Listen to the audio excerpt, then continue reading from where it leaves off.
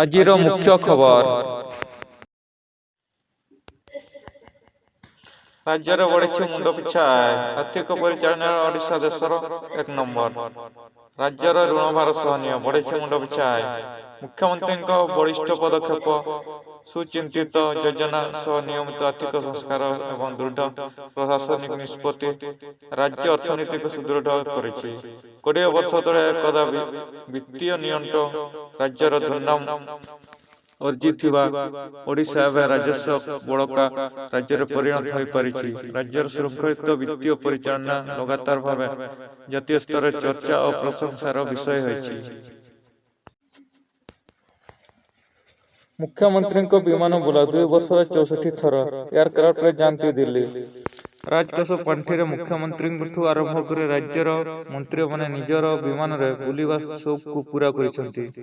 ସରକାରୀ କାର୍ଯ୍ୟ ଆଳରେ ମନଇଚ୍ଛା ବିମାନ ଭଡ଼ାରେ ନେଉଛନ୍ତି ଓ ସେଥିପାଇଁ ରାଜକୋଷରୁ 2021 ମାର୍ଚ୍ଚରୁ 2023 ଫେବୃଆରୀ ମଧ୍ୟରେ ମୋଟ 31.38 କୋଟି ଟଙ୍କା ଖର୍ଚ୍ଚ ହୋଇଛି। ମୁଖ୍ୟମନ୍ତ୍ରୀ ଶ୍ରୀ ପଟ୍ଟନାୟକ ଏହି ଅବଧି ମଧ୍ୟରେ କଟକ ଓ ପୁରୀ ଯିବା ପାଇଁ ମଧ୍ୟ ହେଲିକପ୍ଟର ଉପଯୋଗ କରିବାକୁ ପଛାଉନାହାନ୍ତି।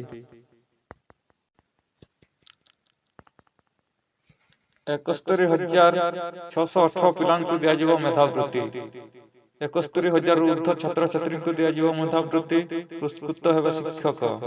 2023-24ରେ ଶିକ୍ଷା ବିଭାଗକୁ 22,000 କୋଟି ଟଙ୍କା ମଞ୍ଜୁର ହୋଇଛି, ଯାହାକି ଗତ ବର୍ଷ ତୁଳନାରେ 5% ଅଧିକ ରହିଛି।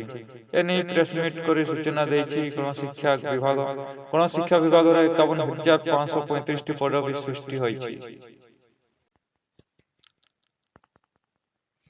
71,618 ପିଲାଙ୍କୁ ଦିଆଯିବ ମେଧାବୃତ୍ତି। 71,000ରୁ ଉର୍ଦ୍ଧ୍ୱ ଛାତ୍ରଛାତ୍ରୀଙ୍କୁ ଦିଆଯିବ ମେଧାବୃତ୍ତି। ପୁରସ୍କୃତ ହେବେ ଶିକ୍ଷକ। 2023-24ରେ ଶିକ୍ଷା ବିଭାଗକୁ 22,000 କୋଟି ଟଙ୍କା ମଞ୍ଜୁର ହୋଇଛି, ଯାହାକି ଗତ ବର୍ଷ ତୁଳନାରେ 5% ଅଧିକ ରହିଛି। ଏନେଇ ପ୍ରେସମିଟ୍ କରି ସୂଚନା ଦେଇଛି ଗଣଶିକ୍ଷା ବିଭାଗ। ଗଣଶିକ୍ଷା ବିଭାଗରେ 51,535ଟି ପଦବୀ ସୃଷ୍ଟି ହୋଇଛି। ଡ୍ର ହେଲା ଭାରତ ଅଷ୍ଟ୍ରେଲିଆ ଶେଷ ଟେଷ୍ଟ। 2-1ରେ ସିରିଜ୍ ହାତେଇଲା ଭାରତ। ଭାରତ ଅଷ୍ଟ୍ରେଲିଆ ଶେଷ ଟେଷ୍ଟ ଡ୍ର ହୋଇଯାଇଛି। ଫଳରେ ଏହି ସିରିଜକୁ ଭାରତ 2-1ରେ କବ୍ଜା କରିଛି।